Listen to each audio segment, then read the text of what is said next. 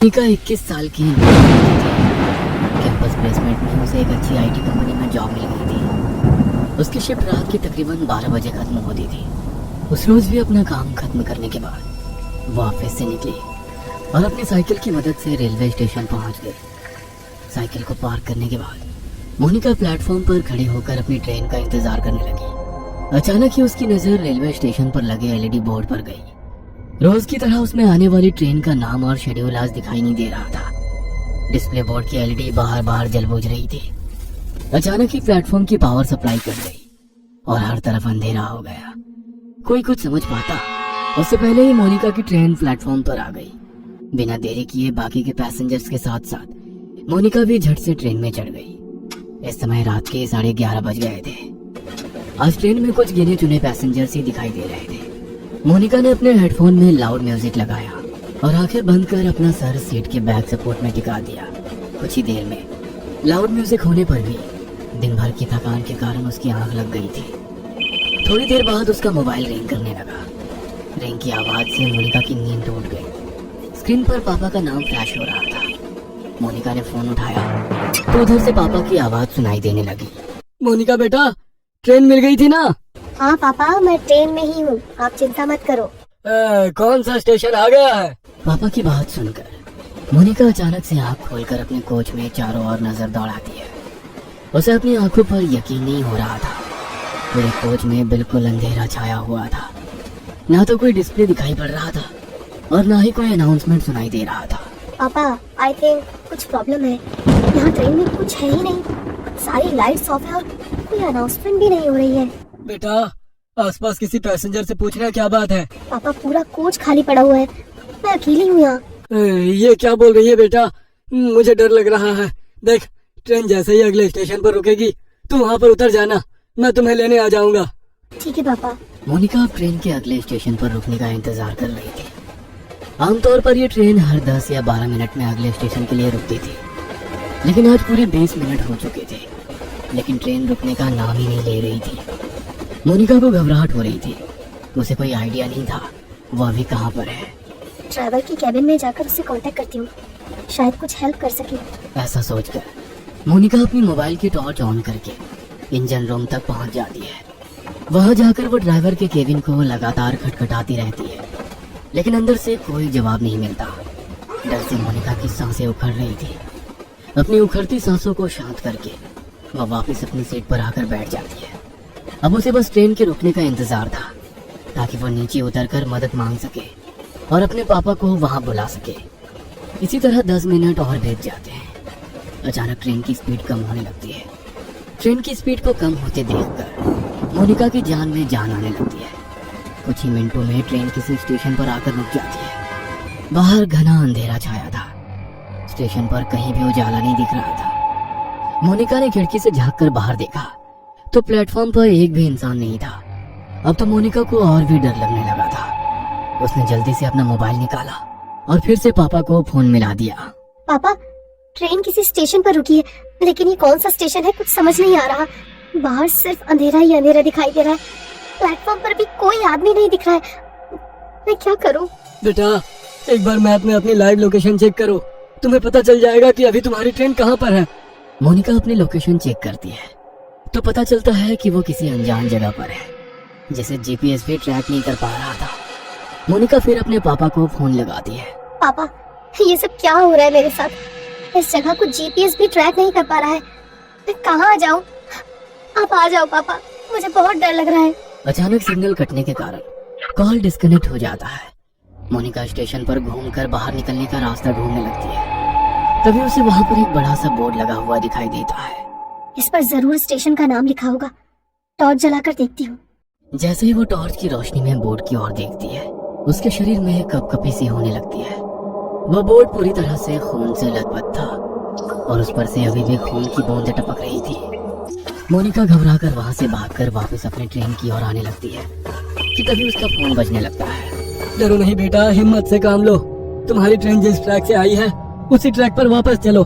देखो आसपास कुछ तो होगा, कोई चर्च, कोई बिल्डिंग, कुछ न कुछ जरूर होगा। तुम कोशिश करो, जैसे ही तुम्हें कुछ भी दिखाई दे तुरंत मुझे बताना। मैं भी पुलिस से मदद मांगने की कोशिश कर रहा हूँ। आंसू पोंछकर मोनिका पापा के कहे अनुसार अपोजिट डायरेक्शन में भागने लगती है। ट्रैक पर हर तरफ अंधेरा ही अंधेरा छाया हुआ था। भागते हुए मोनिका को अपने पीछे कई सारे कदमों की आवाजें सुनाई दे रही थी। ऐसा लग रहा था कई सारे लोग उसके पीछे पीछे दौड़ रहे हो। मोनिका घबरा कर अपने पीछे की ओर देखती है, लेकिन पीछे सन्नाटे के सिवा कुछ भी नहीं था। मोनिका पूरी ताकत लगाकर दौड़ती ही जा रही थी। अचानक ही उसके कानों में किसी की आवाज सुनाई देती है। ऐसा लग रहा था कोई गुस्से में उसका नाम पुकार रहा हो। मोनिका अब इतना ज्यादा डर चुकी थी कि उसके अंदर पीछे देखने की हिम्मत भी नहीं बची थी। हाथ में मोबाइल पकड़े वह फ्लैश लाइट की रोशनी में दौड़ती चली जा रही थी। अचानक ही उसके दौड़ते कदम ठिठक कर रह गए। उसने देखा कि सामने पोल पर एक औरत उल्टी लटकी हुई थी। उसके बाल हवा में लहरा रहे थे और वो खतरनाक चेहरे के साथ जोर जोर से हंस रही थी। मोनिका का हलक डर से सूख रहा था। अब उसमें और आगे जाने की हिम्मत नहीं बाकी थी, इसलिए वो वापस स्टेशन की तरफ जाने के लिए मुड़ जाती है।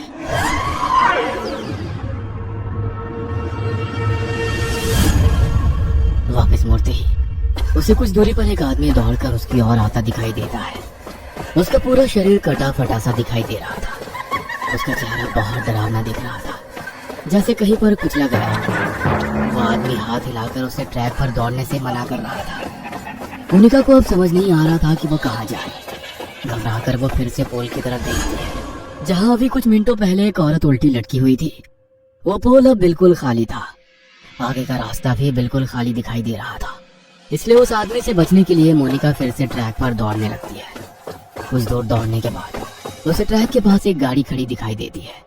मोनिका अपने पापा को गाड़ी के बारे में बताने के लिए फोन उठाती है, तो देखती है कि फोन की बैटरी डाउन हो गई है। इस गाड़ी की हेडलाइट्स ऑन है, मतलब गाड़ी में जरूर कोई है। क्या करूं? मदद मांग लूं या ऐसे ही भूतिया स्टेशन पर अपनी मौत का इंतजार करती रहूं? मोनिका कुछ देर सोचती है और उसके बाद हाथ हिलाते हुए गाड़ी के सामने जाकर खड़ी हो जाती है। मोनिका को ऐसी हालत में देखकर गाड़ी के अंदर से एक आदमी बाहर आता है। क्या बात है, इतनी रात को आप ऐसे ट्रैक पर क्या कर रही हैं? सब ठीक तो है ना? मोनिका बुरी तरह हाफ रही थी। ऐसा लग रहा था वह किसी भी पल बेहोश होकर गिर पड़ेगी। मोनिका की ऐसी हालत देखकर वो आदमी उसे गाड़ी के अंदर बैठा लेता है। अच्छा, आप आराम से अंदर बैठकर बताइए क्या बात है। पता नहीं क्या हो रहा है मेरे साथ। मैं न जाने कैसे इस जगह पर आ गई। अब मैं लाख कोशिशों के बाद भी यहाँ से निकल नहीं पा रही। आप बता सकते हैं ये कौन सी जगह है? मोनिका अपनी ही धुन में बोलती चली जा रही थी। तभी उसे महसूस हुआ कि कार सवार युवक उसे वापस प्लेटफॉर्म की ओर ले जा रहा है। No please stop. तुम मुझे कहाँ ले जा रहे हैं? मुझे वापस वहाँ नहीं जाना है। मोनिका के इतना कहते ही वह लड़का मुस्कुराते हुए पीछे देखता है।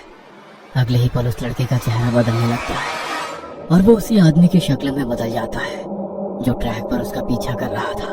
मोनिका के मुंह से एक जोरदार चीख निकल जाती है और वो कार से उतरकर फिर से पागलों की तरह दौड़ने लगती है।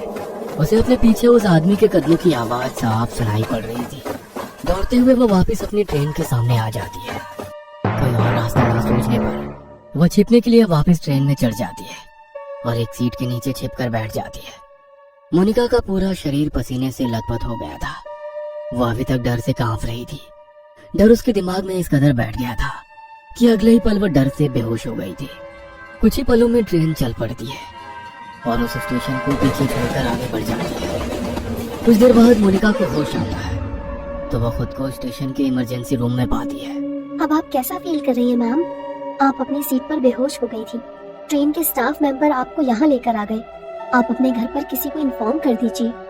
मोनिका हैरानी से चारों ओर देख रही थी। उसे अभी तक यकीन नहीं हो रहा था कि वो उस स्टेशन से वापस आ गई है। प्लीज मेरे पापा को बुलवा दीजिए। मैम, आपके फोन की बैटरी लो हो गई थी, मैंने चार्ज कर दिया है, ये लीजिए। मोनिका अपना फोन निकालकर पापा को फोन लगाती है। हेलो, कहाँ थी तू बेटा? मैं कितना परेशान था। 3 घंटे हो गए, अभी तक घर नहीं लौटी। पापा, आप तो जानते हैं ना, मैंने आपको फोन किया तो था। बेटा क्या बोल रही है?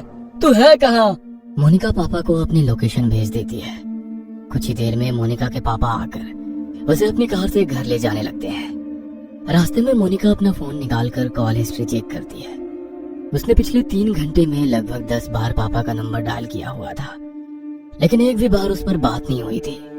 मैंने तो हर बार पापा से बात की थी, लेकिन फोन में तो बस डायल नंबर ही दिख रहा है। और अगर वो सब मेरा वहम था तो फिर जब मैं बेहोश थी तो ये कॉल कब और किसने किए? मोनिका के जहन में बहुत से सवाल थे, जिनका जवाब फिलहाल बस यही था कि इतना सब कुछ एक रात में देख लेने के बाद भी वह जिंदा अपने घर लौट रही थी। मोनिका पिछली रात की घटना को एक बुरा सपना समझकर भूल जाना चाहती थी कि तभी उसकी नजर अपनी गाड़ी के साइड मिरर पर पड़ती है। वो देखती है कि वही कटे पिटे चेहरे वाला डरावना आदमी उसकी गाड़ी के ठीक पीछे पीछे